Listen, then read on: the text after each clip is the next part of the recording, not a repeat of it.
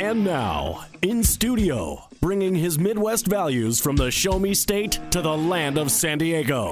He's a triple threat, licensed as an attorney, mortgage broker, and a top producing realtor who's crushing the competition. Here to deliver you what's happening in the trenches of the market. Your host, Michael Gaddis. Welcome to the Michael Gaddis Show on AM 1170 The Answer. I am your host, Michael Gaddis of michaelgaddis.com and frontierloangroup.com. I am here every Wednesday night at 8 p.m. to talk about anything and everything related to real estate.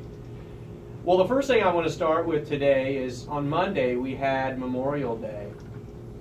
And I want to talk a little bit about that because I think a lot of people lose touch with what Memorial Day is really about. You know, everyone's out having their picnics and on the beach and doing those types of things. But I want to tell you a little story.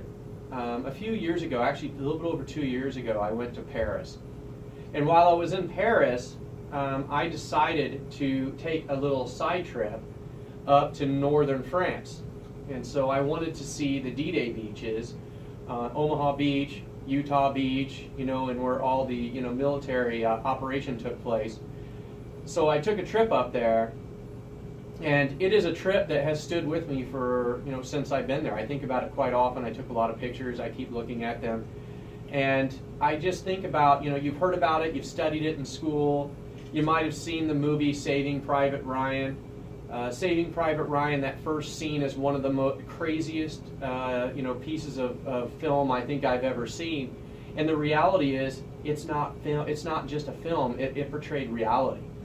I mean, what those men went through were insane. It was insane. And so, anyway, I mention this because while I was up there, I stopped at the American Cemetery in Normandy. And it's one thing when you talk about, well, so many men died, during this operation, and that, they stormed the beaches of Utah and Omaha Beach. It's another thing to actually go to the cemetery and look at the markers for each individual soldier that died. They're not just a group of men, they were people. And when I was walking through the cemetery, I saw one particular monument that really stuck out in my mind. And it was a private named Clifford E. Johnson, and he died on June 6, 1944. And when I looked at the marker, I stopped, and I just kind of gazed at it. And I started thinking, I wonder if anybody remembers Clifford E. Johnson. I mean, he's young. His parents are obviously, he was young at the time. His parents are long since gone. Maybe some distant relatives have him on a family tree or something like that. But Clifford E. Johnson, who was from California, that's why it stuck out to me, because it's a Clifford E. Johnson private. It's a PFC and some other acronyms. And it said June 6, 1944, California. So I saw it, and it just really stood out to me as here's a real person that died for our country. This man was on that beach that you saw in Saving Private Ryan, and he's one of the men that died that day. And it just really, really devastated me to think that nobody remembers Clifford E. Johnson. And so on Monday, I put a Facebook post up of a picture of Clifford E. Johnson's memorial.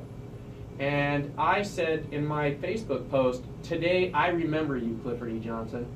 Thank you for what you did for our country. The sacrifice that Clifford E. Johnson and other people made on that day and subsequent days, should not be forgotten. And that's what Memorial Day is all about. I know it's about barbecues and hanging out with family, but ultimately it's about the sacrifices that the Clifford E. Johnsons in the world made for us. And, when I went through and I started looking at some of the other signs, there was actually a Jewish person who had a marker there. And he was a second lieutenant. His last name was Shapiro.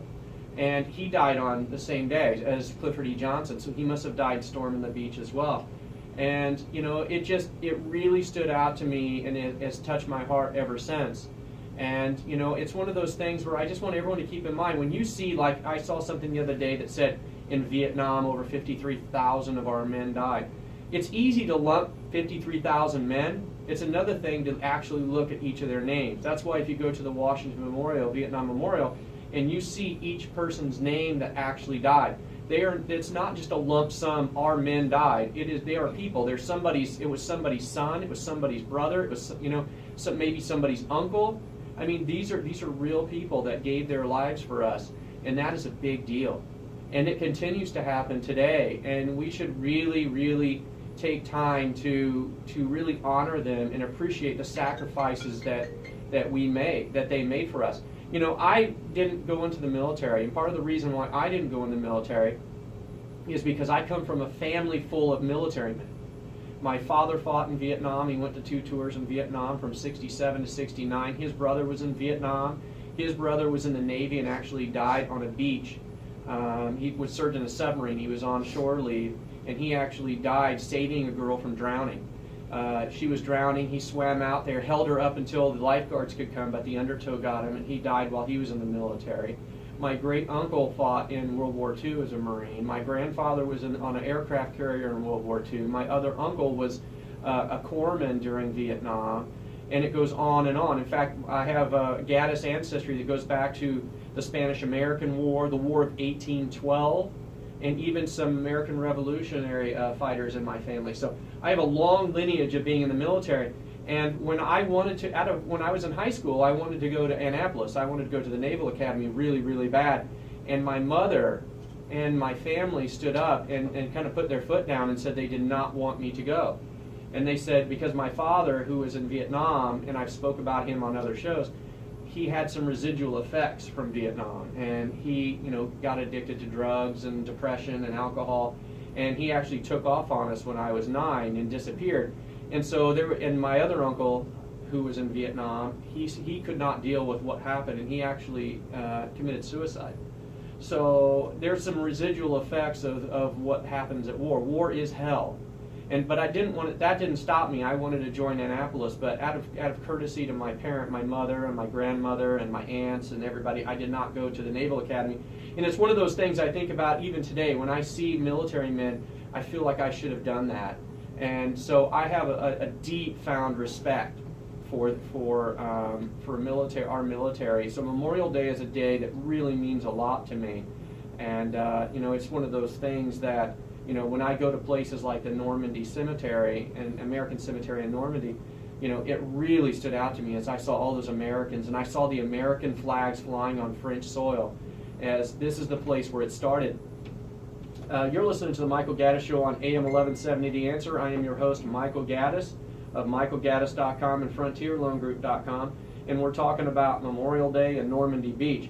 One of the other things I saw when I was in Normandy was I saw the bunkers that the Germans were in defending the beach. And they had this one particular bunker where they had not filled up the holes from our shells. So when you go to the bunker, you can actually walk down into these holes that were caused by the massive artillery shells that were fired from the battleships out there. And I just imagined myself when I was in front of that bunker of a German soldier. And most of the soldiers there, I was told, were not actually German. They were conscription troops, and from Czechoslovakia and other places. They were just basically put there and told that there's no way any offensive was going to happen, that they just had to sit in these bunkers.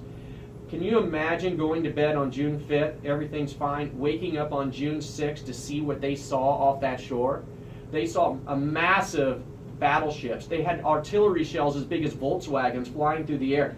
Those holes next to those bunkers are so deep that when I walked into it, I had my uncle take a picture of me from the top of the bunker. I looked like a tiny person in this shell hole. Those holes were massive. That artillery barrage was massive. I mean, we're talking, it was hell. But I will tell you that beach, Omaha Beach, did not look anything like I saw on Saving Private Ryan. It looked different. I mean, there was actually like vacation homes there. And I'm like, driving through here, I'm like, wow, I'm expecting this real reverent, place that there's not a lot of, it's remote. There was actually homes and stuff there. And I was told that these homes were actually on the beach when they decided to storm it. And one of the reasons why they decided to storm this particular beach was because the Germans didn't think that it was possible to take this beach because there's a sheer cliff there, and it's just a very difficult beach. They thought we would go through an easier route, but we went to that route. And but it was definitely something to see those holes in the barrage. You see all the artillery bunkers and the defense bunkers. Yes, Paul? Oh, I thought Paul had something to say there. So 2 more things I want to say before we move on to a different topic. One is I also saw Teddy Roosevelt Jr., who was Teddy Roosevelt's son. He was a general that actually, I think he came with on the Utah beach. And if you know anything about the Roosevelts, or the Roosevelts, I believe they pronounce their name, they were man's men. They were in the thick of it. So he actually went on Utah Beach. He didn't die on June 6th. He had a heart attack like 30 days later, and he won the Congressional Medal of Honor. He is actually there, and if you go to my Facebook page, you can see a picture of his grave as well. Right next to him is his brother, Teddy Roosevelt's other son, who died in World War I. They actually got special permission to move him to be buried next to his brother. So you could go and see Teddy Roosevelt and Teddy Roosevelt's son, or Teddy Roosevelt Jr. and Teddy Roosevelt Jr.'s brother, right there in the American Cemetery in Normandy. And the last thing I want to mention before break, there were 2 other graves I saw. One was Oliver Reed, and the other was Oliver Reed Jr. Basically, a father and a son died within 30 days of landing on the beach. The son died July 14th, 1944, and his father died July 31st, 1944. So, I mean, and they were from Missouri, which caught my attention because I'm from Missouri. So I salute you, Ollie Reed, and Ollie Reed's family. I salute you, Clifford Johnson, and the Roosevelt family, and all the rest of the people who died on Normandy. After the break, we're going to talk about reverse mortgages and CFPB rules regarding advertising. You're listening to the Michael Gaddis Show on AM 1170, The Answer.